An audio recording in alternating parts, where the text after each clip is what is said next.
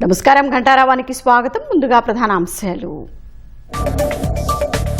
తూర్పుగోదావరి, కోనసీమ, కాకినాడ జిల్లాల్లో వర్షాలు, రోడ్లపై నీరు నిలవడంతో రాకపోకలకు అవస్థలు.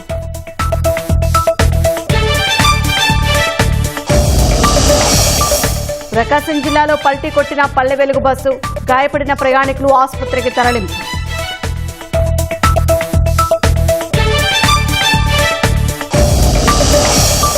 వాంచుక్ను ఆసుపత్రికి తరలించడంతో సీజేపీ ఉద్యమం ఉధృతం. ఆమరణ నిరాహార దీక్ష చేస్తారని అభిజిత్ దీప్కే ప్రకటన.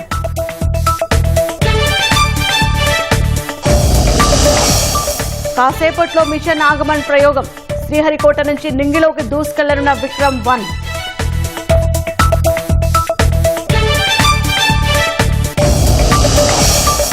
హర్ముజ్లో సీమైన్ల వల్ల ట్యాంకర్లు దెబ్బతిన్నాయన్న ఐఆర్జీసీ. ఇరాన్ ప్రకటనలో నిజం లేదన్న US central command.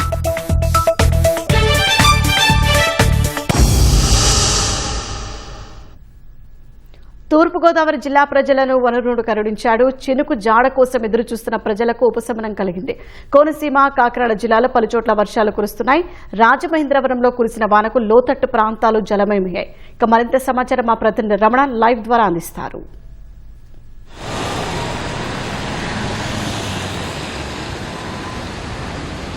Thank you Shaheen.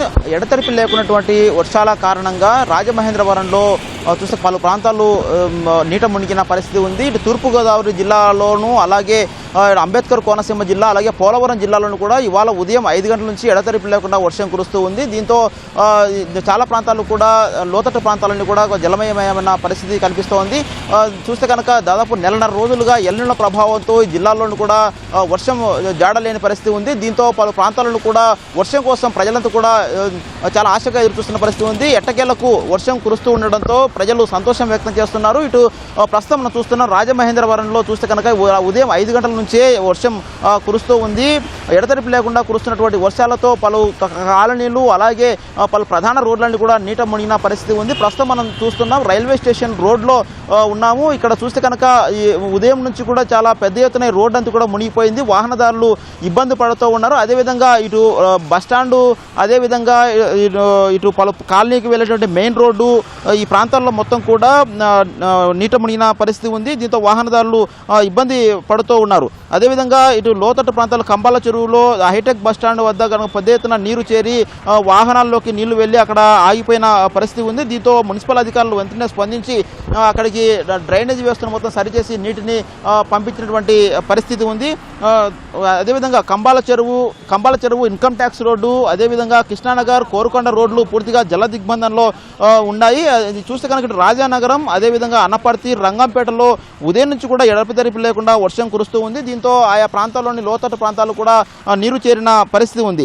ఇటు గోపాలపురం నియోజకవర్గం, అలాగే దేవరపల్లిలోనూ వర్షం కురుస్తూ ఉంది. గోపాలపురం, నల్లజల్ల మండలాల్లో తెల్లవారుజామున 5 గంటల నుంచే చిరుజల్లులతో కూడినటువంటి వర్షం కురుస్తూ ఉంది. దీంతో రైతులు కొంత సంతోషం వ్యక్తం చేస్తున్నారు. ఎందుకంటే నెలన్నర రోజుల నుంచి చాలా ఏరియాలను కూడా వర్షం లేని కారణంగా ఇటు పంటలు సాగు చేయలేని పరిస్థితి నెలకొంది. నార్మల్ కూడా పోసుకొని పరిస్థితి ఉంది. చూస్తే కనుక ఇటు కాలువల నుంచి పుడిసాల నీరు వెడుతున్నప్పటికీ కూడా ఇటు దిగువలో శివారు ప్రాంతాల్లో ఉన్నటువంటి రైతులకు నీరు అందని పరిస్థితి కారణంగా ఇటు వర్షాలు కూడా లేని కారణంగా నార్మల్ కూడా పోసుకునే పరిస్థితి ఉంది. దీంతో ఆయా ప్రాంతాల్లో ఇవాళ ఉదయం నుంచి వర్షం కురుస్తున్న పరిస్థితుల్లో పొలం తడిసిన పరిస్థితుల్లో వాళ్ళందరూ కూడా కొంత ఆనందం వ్యక్తం చేస్తున్నారు. ఇదే కనుక ఇంకో మరో 2-3 రోజులు కూడా వర్షం కొనసాగితే తమకు ఇబ్బంది లేని పరిస్థితి ఉంటుందని చెప్పేసి రైతులు ఆనందం వ్యక్తం చేస్తున్నారు. ఇటు అంబేద్కర్ కోనసీమ జిల్లాలోనూ కూడా ఇటు అమలాపురం, అలాగే పి గన్నవరం, అదేవిధంగా ముమ్మిడివరం ఈ ప్రాంతాల్లో నియోజకవర్గాలను కూడా చిరుజల్లులతో కూడినటువంటి వర్షం కురుస్తుంది. దీంతో ఆయా ప్రాంతాల్లోనూ కూడా రైతులు సంతోషం వ్యక్తం చేస్తున్నారు. అదేవిధంగా నెలన్నర రోజుల తర్వాత వర్షం కురుస్తూ ఉండడంతో ఇటు ఇప్పటివరకు ఇబ్బంది పడినటువంటి రైతులు వారి సాగుకు సన్నద్ధమవుతున్న పరిస్థితి ఉంది. ఇటు మెట్ట ప్రాంతాల్లో చూస్తే కనుక ఇటు ఎల్నినో ప్రభావం వల్ల భూగర్భ జలాలు కూడా తగ్గిపోయిన పరిస్థితి ఉంది. దీంతో ఈ వర్షాలు పడితే కొంత భూగర్భ జలాలు పెరిగి పంటలు సాగు చేస్తున్నందుకు అవకాశం ఉంటుందని చెప్పేసి వారు ఆనందం వ్యక్తం చేస్తున్న పరిస్థితి ఉంది. ఇటు ఎల్నినో వల్ల వర్షాలు కురవక ఇటు గోదావరి ప్రవాహం కూడా క్రమంగా తగ్గిపోతున్న పరిస్థితి ఉంది. 2-3 రోజుల కిందట ఇటు ఎగువన మహారాష్ట్రలో కురిసినటువంటి వర్షాలతో కొంత వరద వచ్చింది. దాంతో గేట్లెత్తి ధవళేశ్వరం బ్యారేజ్ వద్ద గేట్లెత్తి దిగువకు నీటిని విడుదల చేశారు. అయితే ఎగువ నుంచి ప్రవాహం తగ్గిపోవడంతో తిరిగి గేట్లన్నీ కూడా మూసివేశారు. ప్రస్తుతం అయితే కేవలం 15,000 క్యూసెక్కుల వరద మాత్రమే ఇక్కడ వస్తుంది. వస్తున్నటువంటి వరద మొత్తాన్ని కూడా పూర్తి స్థాయిలో కాలువలకు విడుదల చేస్తున్న పరిస్థితి. గతంలో ఇటీవల 15 ఏళ్ల కాలంలో కూడా ఎప్పుడు కూడా ఇలాంటి పరిస్థితి లేదని చెప్పేసి ఇక్కడ వాళ్ళందరూ కూడా చెబుతూ ఉన్నారు. వర్షపాతం చూస్తే కనుక ఇప్పటి వరకు దాదాపు కురవాల్సిన వర్షపాతం కంటే కూడా దాదాపు 50% వర్షపాతం కూడా నమోదు కాలని చెప్పేసి అధికారులు చెబుతూ ఉన్నారు. ప్రస్తుతం ఎట్టకేలకు 1.5 రోజుల తర్వాత ఈ వర్షాలు కురుస్తున్నాం. అదేవిధంగా ఇటు పంటలు సాగు చేసుకున్నటువంటి పరిస్థితి ఉంటుందన్నట్టు ఆశాభావంతో రైతులందరూ కూడా కొంత సంతోషం వ్యక్తం చేస్తున్నారు. ప్రస్తుతం అయితే రాజమహేంద్రవరం సిటీలో పలు కాలనీలో జల దిగ్బంధనలో చిక్కుపోవడంతో వాటిని కూడా మున్సిపల్ అధికారులు వెంటనే ఇక్కడికి చేరుకొని అక్కడ ఎక్కడ డ్రైనేజ్ సంబంధించి ఎలాంటి ఇబ్బందులు లేకుండా వెంటనే దాన్ని నీటినందుకు కూడా వెళ్ళిపోయేటువంటి చర్యలు తీసుకుంటూ ఉన్నారు. ప్రస్తుతానికైతే వర్షం ఇంకా కొనసాగుతూ ఉంది. పలు ప్రాంతాలు ఇటు పోలవరం కావచ్చు, అంబేద్కర్ కోనసీమ, అలాగే తూర్పుగోదావరి జిల్లాలోని పలు నియోజకవర్గాల్లో చిరుజల్లుతో కూడినటువంటి వర్షం ఇంకా కురుస్తూనే ఉంది. ఇది ఇక్కడ ఉన్నటువంటి తాజా పరిస్థితి. కెమెరామెన్ సూర్యప్రకాశ్తో కలిసి వెంకటరమణ.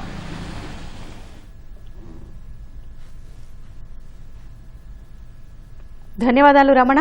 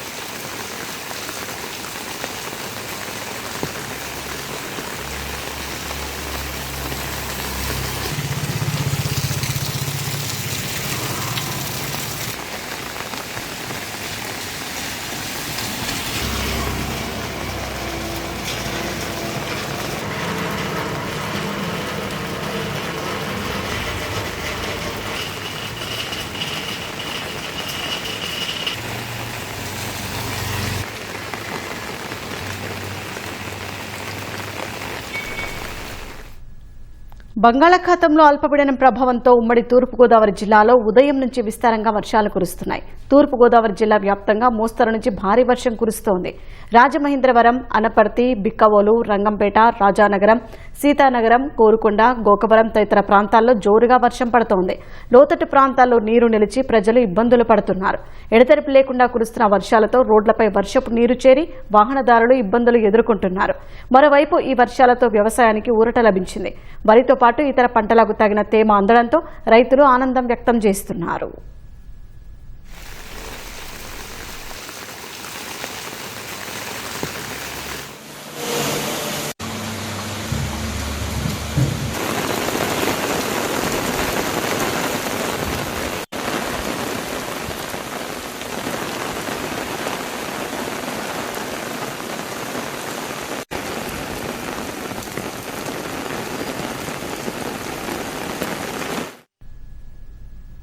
కాకినాడ జిల్లాలోనూ ఉదయం నుంచి ఎడతెరిపి లేకుండా వర్షం కురుస్తోంది.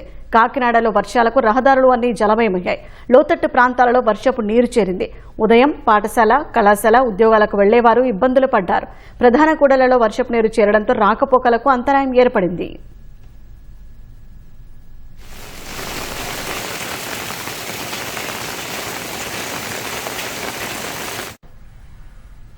కేంద్రపాలిత ప్రాంతం యానాంలో ఉక్కపోతతో ఉక్కిరిబిక్కిరైన జనం వర్షంతో ఉపశమనం పొందుతున్నారు. ఉదయం నుంచి ఓ మోస్తరు వర్షం పడుతోంది.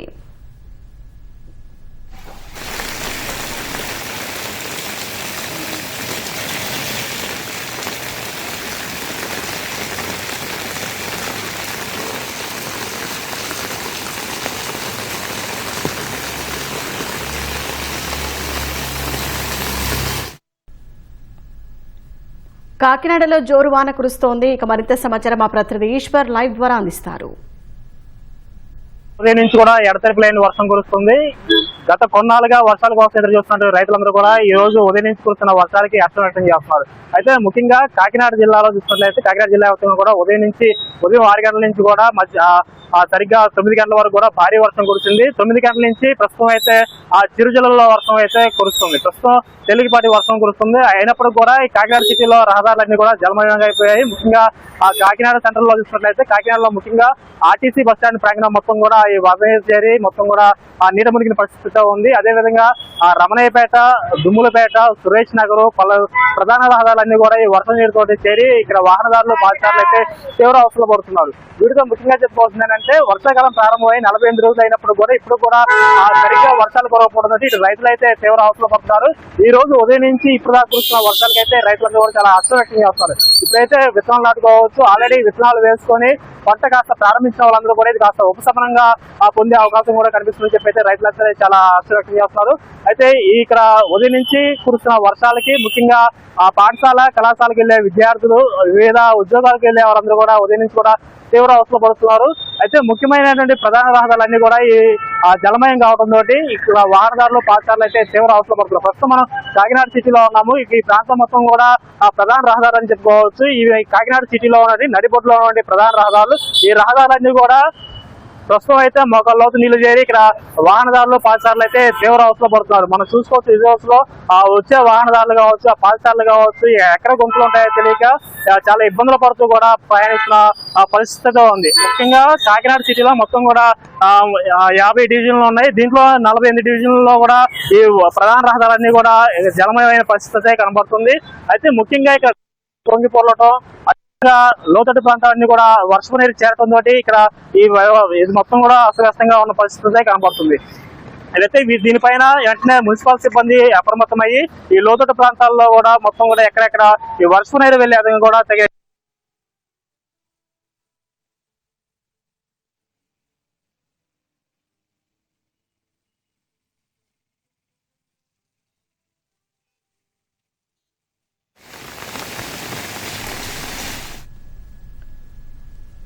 రాష్ట్రంలోని 23 గ్రామ పంచాయతీలు ప్రతిష్టాత్మక ISO 9001/2015 సర్టిఫికేషన్ సాధించడం కూటమి ప్రభుత్వం సుపరిపాలనకు నిరసనమని ఉప ముఖ్యమంత్రి పవన్ కళ్యాణ్ అన్నారు. ISO గుర్తింపు సాధించిన పంచాయతీల జాబితాను ఆయన సామాజిక మాధ్యమాల్లో పోస్టు చేశారు. ఈ ఘనత సాధించిన గ్రామ పంచాయతీలను అంకిత భావంతో కృషి చేసిన అధికారులు, క్షేత్రస్థాయి సిబ్బందిని అభినందించారు. ప్రజలకు పారదర్శక, నాణ్యమైన సేవలు వేగంగా అందించాలనే లక్ష్యంతో గ్రామ పంచాయతీలో సిటిజన్ చార్టర్ అమలు, ఫిర్యాదుల పరిష్కార వ్యవస్థ వంటి ఉత్తమ పాలనా ప్రమాణాలను ప్రభుత్వం అమలు చేస్తోందని పవన్ వివరించారు. ISO సర్టిఫికేషన్ కేవలం గుర్తింపు మాత్రమే కాదని, పంచాయతీలో జవాబుదారీతనంతో కూడిన సుపరిపాలనకు ప్రమాణమని పవన్ అభిప్రాయపడ్డారు. ఈ 23 గ్రామ పంచాయతీల స్ఫూర్తిగా ప్రతి గ్రామంలో మరింత నాణ్యమైన సేవలు అందించే కొత్త ప్రమాణాలకు నాంది పలకాలని ఆకాంక్షించారు. గ్రామీణాభివృద్ధి, సుపరిపాలన రంగాల్లో ఆంధ్రప్రదేశ్ను దేశానికి ఆదర్శంగా తీర్చిదిద్దేందుకు కూటమి ప్రభుత్వం నిరంతరం కృషి చేస్తోందని తెలిపారు.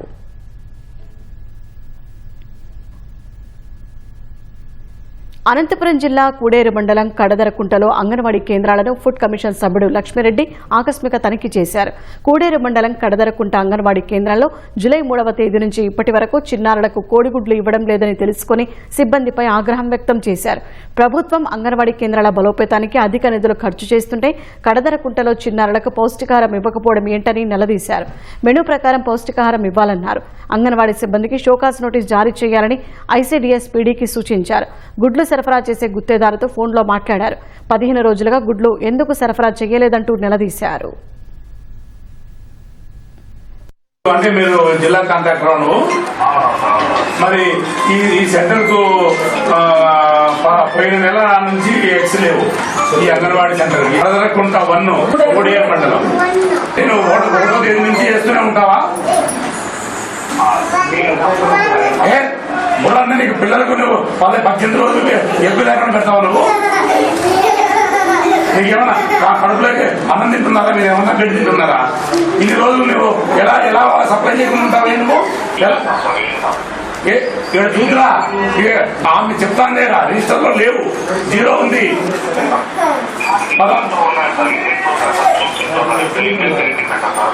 ఇంటింటి అమ్మాయి ఎప్పుడో అడిగిందంట ఎగ్స్ లేవని, మీకు ఫోన్ చేస్తూనే ఉందంటే వీటిలో మీరు సప్లై చేసేవానికి రేపు మాపు అని అంటూనే ఉన్నాడంట. ఢిల్లీలోని జంతర్ మంతర్ వద్ద 21 రోజులుగా ఆమరణ నిరాహార దీక్ష చేస్తున్న ప్రముఖ పర్యావరణవేత్త సోనం వాంగ్చుక్ ను భారీ భద్రత మధ్య పోలీసులు సఫ్దర్జంగ్ ఆసుపత్రికి తరలించారు. దీక్ష కారణంగా ఆయన ఆరోగ్య పరిస్థితి అత్యంత విషమంగా మారడంతో అధికారులు ఈ నిర్ణయం తీసుకున్నారు. దేశవ్యాప్తంగా సంచలనం సృష్టించిన నీట్ పరీక్షా పత్రాల లీకేజీ వ్యవహారం, విద్యా వ్యవస్థలో అవకతవకలపై కాక్రోచ్ జనతా పార్టీ ఆధ్వర్యంలో జరుగుతున్న నిరసనలకు మద్దతుగా సోనం వాంగ్చుక్ జూన్ 28న ఈ ఆమరణ నిరాహార దీక్షను ప్రారంభించారు. విద్యా వ్యవస్థలో పారదర్శకత, జవాబుదారీతనం తీసుకురావాలని కేంద్ర విద్యాశాఖ మంత్రి ధర్మేంద్ర ప్రధాన్ రాజీనామా చేయాలని వారు ప్రధానంగా డిమాండ్ చేస్తున్నారు.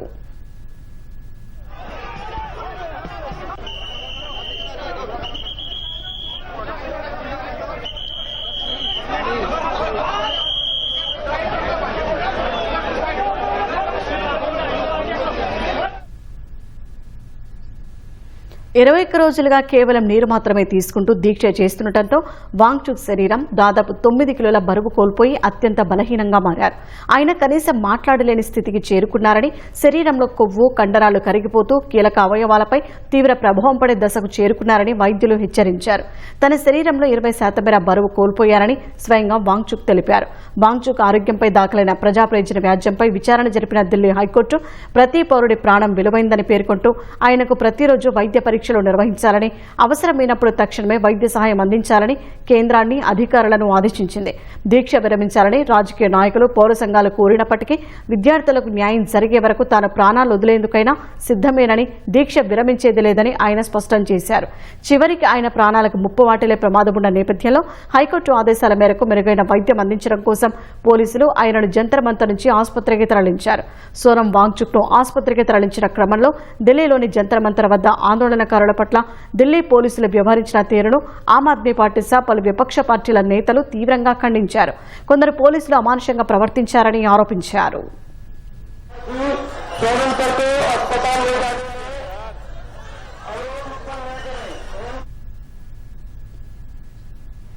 వాంగ్చుక్ ను పోలీసులు ఆసుపత్రికి తరలించిన నేపథ్యంలో ఆయన భార్య గీతాంజలి జే యాంగ్మో వైద్యులకు, అధికారులకు కీలక విజ్ఞప్తి చేశారు. తన అనుమతి లేకుండా వాంగ్చుక్ కు ఎలాంటి చికిత్స చేయొద్దని ఆమె స్పష్టం చేశారు. వాంగ్చుక్ కు ఎలాంటి మందులు లేదా ద్రవాలు అందించాలన్నా ముందుగా తమ కుటుంబ సభ్యుల అనుమతి తప్పనిసరిగా తీసుకోవాలని ఆమె ఆసుపత్రి వైద్యులను కోరారు.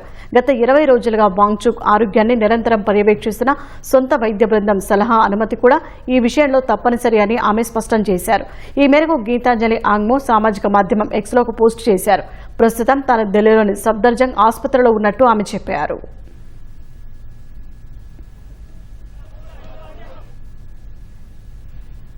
జంతర్ మంతర్ వద్ద ఆందోళన చేస్తున్న పర్యావరణవేత్త సోనం వాంగ్చుక్ ను పోలీసులు ఆసుపత్రికి తరలించిన కొద్దిసేపటికే నిరసనకారులు కార్యాచరణను ఉధృతం చేశారు. కాక్రోచ్ జనతా పార్టీ సీజేపీ వ్యవస్థాపకుడు అభిజిత్ దీప్కే సంచలన ప్రకటన చేశారు. తాను తక్షణమే ఆమరణ నిరాహార దీక్షకు దిగుతున్నట్లు స్పష్టం చేశారు. ఈ మేరకు ఎక్స్ మాధ్యమంలో ఆయన పోస్ట్ చేశారు. జంతర్ మంతర్ వద్ద ఆందోళనకారులపై పోలీసులు ఉక్కుపాదం మోపారని దీప్కే ఆరోపించారు. పోలీసుల చర్యలో భాగంగా తనను తీవ్రంగా కొట్టారని చెప్పారు. అయితే పోలీసు అధికారులు మాత్రం ఈ ఆరోపణలను ఖండించారు. కేవలం అత్యవసర వైద్య సంరక్షణ కోసమే వాంగ్చుక్ ను ఆసుపత్రికి తరలించామని స్పష్టం చేశారు. అలాగే ఆందోళనకారులంతా ప్రశాంతంగా జంతర్ మంతర్ ప్రాంతాన్ని ఖాళీ చేయాలని పోలీసులు విజ్ఞప్తి చేశారు.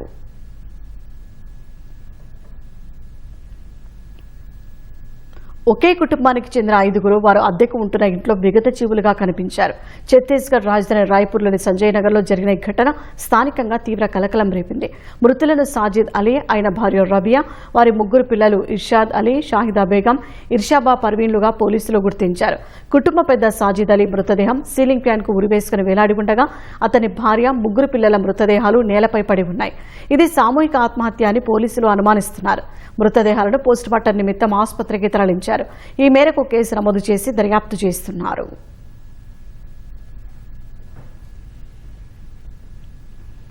గాజాలో ఇజ్రాయెల్ దాడులు తీవ్ర రూపం దాల్చాయి. సెంట్రల్ గాజాతో పాటు వేర్వేరు ప్రాంతాల్లో శుక్రవారం ఇజ్రాయెల్ జరిపిన దాడుల్లో 12 మంది ప్రాణాలు కోల్పోయారు. 10ల సంఖ్యలో గాయపడ్డారు.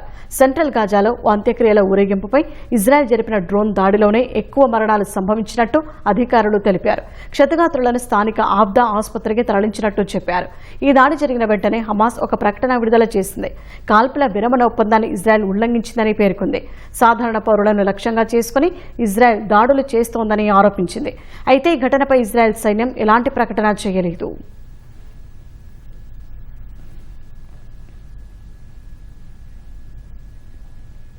హర్ముజ్లో ప్రయాణించేందుకు ప్రయత్నిస్తున్న సమయంలో సీమైన్ల పేలుళ్ల కారణంగా 2 చమురు ట్యాంకర్లు తీవ్రంగా దెబ్బతిన్నాయని ఇరాన్ చేసిన ప్రకటనను అమెరికా సెంట్రల్ కమాండ్ కొట్టిపారేసింది. ఇరాన్ ప్రకటనలో ఎలాంటి నిజం లేదని అమెరికా సైన్యం స్పష్టం చేసింది. ఈ మేరకు ఎక్స్ మాధ్యమంలో పోస్ట్ చేసింది. హర్ముజ్ జలసంధిలోని మైన్ఫీల్డ్ ప్రాంతంలో 2 చమురు ట్యాంకర్లు సీమైన్లను ఢీకొని పేలిపోయాయని, వాటిలో భారీగా మంటలు చెలరేగాయని ఐఆర్జీసీ ఇంతకు ముందు ప్రకటించింది. అమెరికా నిఘా సంస్థలు మోసపూరితంగా ఆ నౌకలను ఆ మార్గం నుంచి పంపేందుకు ప్రయత్నించినప్పుడు ఈ ప్రమాదం జరిగిందని పేర్కొంది. దీనిపై అమెరికా సెంట్రల్ కమాండ్ స్పష్టతనిచ్చింది.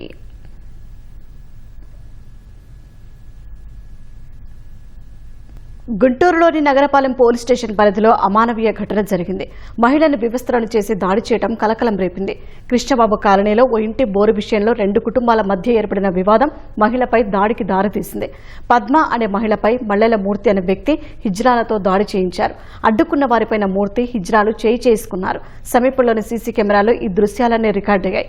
ఈ ఘటనపై ఫిర్యాదు అందుకున్న పోలీసులు దర్యాప్తు చేపట్టారు. దాడిలో పాల్గొన్న మల్లెల మూర్తి టీడీపీలో సభ్యుడిగా ఉన్నారు. ఈ ఘటనపై గుంటూరు పశ్చిమ ఎమ్మెల్యే గళ్ల మాధవి ఆగ్రహం వ్యక్తం చేశారు. మూర్తి సభ్యత్వాన్ని రద్దు చేసి పార్టీ నుంచి సస్పెండ్ చేస్తున్నట్టు ప్రకటించారు. పోలీసులు నిందితులను అదుపులోకి తీసుకుని విచారిస్తున్నారు. మహిళపై దాడి ఘటనపై ఏపీ మహిళా కమిషన్ చైర్పర్సన్ రాయపాటి శైలజ పోలీసులతో మాట్లాడారు. బాధిత మహిళకు న్యాయం చేయాలని, నిందితులపై కఠిన చర్యలు తీసుకోవాలని పోలీసులకు ఆదేశాలు జారీ చేశారు. గొడవ జరగగా దానిపై పిటిషన్ తీసుకుని ఫస్ట్ ఎమ్మెల్యే గల్లా మాధవి గారి దగ్గరికి వెళ్ళగా ఎమ్మెల్యే మేడం గారు మాకు ఆ పిటిషన్ ఎండార్స్మెంట్ ఇవ్వగా ఆ పిటిషన్పై కేసు నమోదు చేసి దర్యాప్తు చేసినాము. ఆ దర్యాప్తులో ఉన్న ముద్దాయిల మీద అందరి మీద యాక్షన్ తీసుకోవడం జరిగింది. గుంటూరులో మహిళను వివస్త్రను చేసి దాడికి పాల్పడ్డ ఘటనపై హోంమంత్రి వంగలపూడి అనిత ఆగ్రహం వ్యక్తం చేశారు. ఘటనపై జిల్లా ఎస్పీతో ఆమె మాట్లాడారు. బాధ్యులపై చర్యలు తీసుకున్నట్లు ఎస్పీ తెలిపారు. విచారణలో నిర్లక్ష్యం వహించిన పోలీసులపై చర్యలకు హోంమంత్రి ఆదేశించారు. సంఘటన జరిగాక చర్యలు తీసుకోవడంలో సీఐ ఎందుకు తాత్సారం చేశారని ప్రశ్నించారు. ఆడబిడ్డల జోలికి వస్తే ఎంతటి వారినైనా ఉపేక్షించరాదని స్పష్టం చేశారు. నేరస్తులని నేరస్తులుగానే చూడాలి తప్ప పార్టీల పరంగా చూడరాదని తేల్చెప్పారు. పార్టీల ముసుగులో నేరాలకు పాల్పడే వారిపై కఠినంగా ఉండాలని హోంమంత్రి అనిత ఆదేశించారు. ప్రకాశం జిల్లా కొండపి సమీపంలో ప్రయాణికులతో వెళ్తున్న ప్రైవేటు పల్లె వెలుగు బస్సు బోల్తా పడింది. ప్రయాణికులకు ప్రాణాపాయం తప్పడంతో అందరూ ఊపిరి పీల్చుకున్నారు.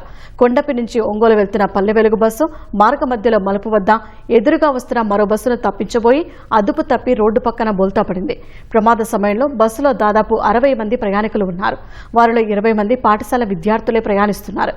సింగిల్ రోడ్డు కావడం, మూల మలుపు వద్ద దట్టంగా ముళ్ల చెట్టు ఎదగడంతో ఎదురుగా వస్తున్న వాహనాలు కనిపించడం లేదు. రాత్రి వర్షం కురవడం, భూమి అంతా తడిగా ఉండటంతో మూల మలుపు వద్ద ఎదురుగా వస్తున్న బస్సును తప్పించే క్రమంలో బ్రేక్ వేగా పక్కకు జారి బోల్తా కొట్టింది. ప్రమాదం జరిగిన వెంటనే బస్సు డ్రైవర్ పరారయ్యాడు. స్వల్ప గాయాలైన ప్రయాణికులను కొండపి ప్రభుత్వ ఆసుపత్రికి తరలించారు. ఒంగోలు నుంచి కామేపల్లికి ఒంగోలు నుంచి ఒక బస్సు వస్తుంది. ఆ బస్సు క్రాష్ చేయబోయాడు. స్పీడ్గా వస్తున్నాడు. స్పీడ్గా వస్తూ బ్రేక్ వేయలేకపోయాడు. బ్రేక్ పడల. ఓకే, ఆ బస్సు ఈ బస్సు కాన్ రాదు. టర్నింగ్ లో ఇద్దరు హారన్ కొట్టుకోవాలి. స్పీడ్ గా రావడంలో ఇద్దరికి ఏమైందంటే టర్నింగ్ లో చెలచెట్లు కాన్ రాల, బస్సు కాన్ రాల. ఆ దగ్గరికి వచ్చేకి ఇంత వీడికేమో సైడ్ సరిపోయింది, వాడి చాలా దారి ఆంధ్ర వెళ్ళిపోయింది. ఎల్నినో ప్రభావంతో కడప జిల్లాలో తీవ్రమైన వర్షాభావ పరిస్థితులు నెలకొన్నాయి. ఖరీఫ్ సీజన్ ప్రారంభమై నెలన్నర దాటినా చినుకు జాడే లేకుండా పోయింది. దీంతో పంటల సాగుపై నీళ్లు కమ్ముకున్నాయి. ఇప్పటికీ జిల్లా వ్యాప్తంగా పంటల సాగు 10% మించలేదంటే పరిస్థితి ఏ విధంగా ఉందో అర్థం చేసుకోవచ్చు. ప్రస్తుతం వర్షాలు ఆలస్యమవుతున్నా భవిష్యత్తులో మంచి వానలు కురిసే అవకాశం ఉందని నిపుణులు చెబుతున్నారు. రైతన్నలు అధైర్యపడొద్దంటున్న ఉటుకూరు కృషి విజ్ఞాన కేంద్రం శాస్త్రవేత్తలతో మా ప్రతినిధి శ్యామ్ ముఖాముఖి. సూపర్ ఎల్నినో ప్రభావంతో రాష్ట్రంలో తీవ్రమైన వర్షాభావ పరిస్థితులు కొనసాగుతున్నాయి. దీంతో రైతులు ఆందోళన వ్యక్తం చేస్తున్నారు. ఈ పరిస్థితిని ఏ విధంగా అధిగమించాలి అనే విషయాలు మనతో మాట్లాడడానికి కడప జిల్లా ఊటుకూరు కేవీకే శాస్త్రవేత్తలు మనతో ఉన్నారు. ఈ సూపర్ ఎల్నినో ప్రభావంతో తీవ్రమైన వర్షాభావ పరిస్థితులు కొనసాగుతున్నాయి. ప్రస్తుతం కడప జిల్లాలో ఎలాంటి పరిస్థితులు కొనసాగుతున్నాయి? జూన్ జూలైలో అసలు వర్షాలే లేవు, ఆగస్టులో కూడా లేవన్నమాట. సో దీనికి రైతులందరూ కూడా భయభ్రాంతులుగా అనవసరం లేదు. దీనికి సంబంధించిన ప్రత్యామ్నాయ పంటలు వేసుకోవడము, ఆగస్టు వరకు మనకు సోయింగ్ విండో ఉంది కాబట్టి దానికి తగిన పంటలు వేసుకోవడం జరుగుతుంది. శాస్త్రవేత్తలందరూ కూడా డిపార్ట్మెంట్ ఆఫ్ అగ్రికల్చర్తో కలిపి అందరికీ కూడా అవేర్నెస్ ప్రోగ్రామ్స్ అనేది ప్రతి వారం తిరిగి చెప్పడం జరుగుతుంది. సో మనకి ఆగస్టు దాటిన తర్వాత కొద్ది వర్షాలు అయితే ఎక్స్పెక్ట్ చేయొచ్చు. బట్ మనకి ఈ ప్రభావం అక్టోబర్ నెల వరకు ఉంటుంది. అక్టోబర్ నుంచి మనకు రెగ్యులర్గా వర్షాలు అనేవి మనం చూడవచ్చు అనమాట. సో ఈ కాలానికి మనకు ఎలాంటి పంటలు వేసుకోవాలి, కంది, ఆమ్దాలు, చిరుధాన్యాలు ఇలాంటి పంటలు మనం వేసుకోవచ్చు అనమాట. ఎక్కువగా వాటర్ రిక్వైర్మెంట్ ఉన్న క్రాప్స్ అయినా ప్యాడీ కావచ్చు, లేదంటే కాటన్ కావచ్చు, ఇవన్నీ కూడా మనం తగ్గించుకోమని చెప్తున్నాము రైతులందరికీ కూడా. కొన్ని ఈ చిరుధాన్యాల పంటలు తక్కువ కాల పరిమితి పంటల్ని మనం ప్రిఫర్ చేసుకున్నట్లయితే కొంతవరకు ఈ ఎల్నినో నుంచి మనం తప్పించుకోవచ్చు. కడప జిల్లాలో సాధారణ సాగు విస్తీర్ణం ఎంత, ఇప్పటి వరకు ఎంత విస్తీర్ణంలో సాగైంది? ఇప్పటి వరకు అయితే 70,000 హెక్టార్ల వరకు సాగు అయి ఉండాల్సిందండి. కాకపోతే ఇందులో 7,000 హెక్టార్ల వరకే అయింది. ఒక 8 నుంచి 10% వరకే మనకు సోయింగ్ అనేది జరిగిందనమాట. తరచుగా మీ దగ్గరికి రైతులు వస్తూ ఉంటారు. రైతులు ఎట్లాంటి ఆందోళన వ్యక్తం చేస్తున్నారు? ఈ సౌత్ వెస్ట్ మాన్సూన్స్ కన్నా మనకు నార్త్ ఈస్ట్ మాన్సూనే ఎక్కువగా వస్తుంటుంది అనమాట. కరువు అనేది ఇప్పుడు కనిపిస్తుంది, కానీ రెగ్యులర్ గా మనకు వర్షాలు పడకపోవడం చూసుకున్నట్లయితే ఆగస్ట్ నెలలోనే మనకి ఎప్పుడు కూడా వర్షాలు పడతాయి. కాబట్టి సోయింగ్ విండో అనేది మనకి ఎక్కువగా ఆగస్ట్ నెలలోనే జరుగుతుంది. సో రైతులైతే ఇప్పటి వరకు అంత లేదు, మనకు రెగ్యులర్గా వెయిట్ చేద్దాం వర్షాలు పడతాయి అనే భావనలోనే ఉన్నారు. ప్రస్తుతం కడప జిల్లాలో పరిస్థితి ఏ విధంగా ఉంది? రైతుల నుంచి ఎట్లాంటి సందేహాలు, ఎట్లాంటి అనుమానాలు వ్యక్తమవుతున్నాయి? రైతుల పరంగా వచ్చేసరికి మనకి ఇప్పటి వరకు సాగైన పంటల్లో అయితే బెట్ట పరిస్థితులు ఉన్నాయి. కాబట్టి ఇక్కడ రైతులు తీసుకోవాల్సిన చర్యలు ఏమిటి అంటే, కనీసం మనం అంటే అంతర్దుక్కులు చేయడం, అంటే తేమ శాతం నిల్వ చేసుకోవడానికి. ఇంకొకటి ఏంటి, మనం మల్చింగ్ లేదా సేంద్రియ ఎరువులు కానీ పచ్చిరొట్ట ఎరువులు కానీ దాని మధ్యలో వేసుకుంటే తేమ నిలిచేదానికి అవకాశం ఉంటుంది. వర్షాలు వచ్చే అవకాశం లేదు జూలై మాసంలో కానీ ఆగస్టులో కూడా లేదని చెప్తూ ఉన్నారు. ఈ పరిస్థితుల్లో రైతులు ఏం చేయాల్సి ఉంటుంది? నీళ్ళు వసతులు ఉండే రైతులు స్వల్పకాల రకాలు ఎంచుకోవడం, దాన్ని సాగు చేయడం, లేదా పచ్చిరొట్టు ఎరువులు వేసుకొని నెక్స్ట్ రబీ సీజన్ కన్నా మనకి భూమిని సారవంతం పెంచుకున్నట్లయితే మనకి రబీ సీజన్లో పంట బాగా రావడానికి అవకాశం ఉంటుంది. అలానే దిగుబడి కూడా పెరిగే అవకాశాలు ఉంటాయి. కాబట్టి రైతులు పచ్చిరొట్టు ఎరువులపై మగ్గు చూపించాలని కోరుకుంటున్నాం. ఇప్పుడున్న పరిస్థితిని అధిగమించడానికి ఏం చేయాల్సి ఉంటుంది రైతులు? మనం ఆగస్టు చివరికి కూడా వర్షాలు పడినా సరే మనము పెసర, మినుము, కొర్ర లాంటి పంటలకి వెళ్ళొచ్చు. లేదు అనుకుంటే మనం కంది కూడా ఆముదం కూడా వేసుకోవచ్చు.